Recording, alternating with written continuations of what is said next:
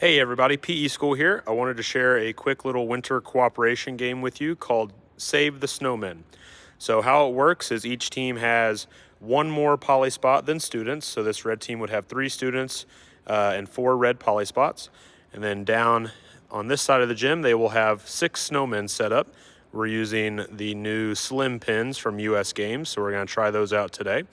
And the object of the game is simple. The students must work together to move the poly spots down the icy path where the snowmen are trapped on the iceberg. So the students have to work together to keep their feet on the dots and pass the back dot up to the front where they can slowly but surely make their way all the way to the snowmen who are stranded on this mat.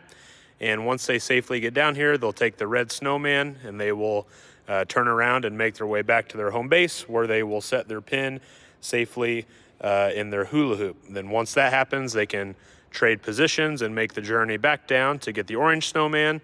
And then they will repeat on and on until they have all 6 snowmen. So pretty simple cooperation game. I've seen this game played before with hula hoops where they have to pass the hula hoop to the front and then lay it down. So lots of ways you can modify. You can make it challenging. So if older students accidentally step on the floor, they have to start all the way over, or you can make it simple where they just keep on trying and just stress the importance of working together and staying calm and cooperating, and it should be a fun little challenge. So Save the Snowmen. I'll have a little demo of a class playing this game for you here at the end.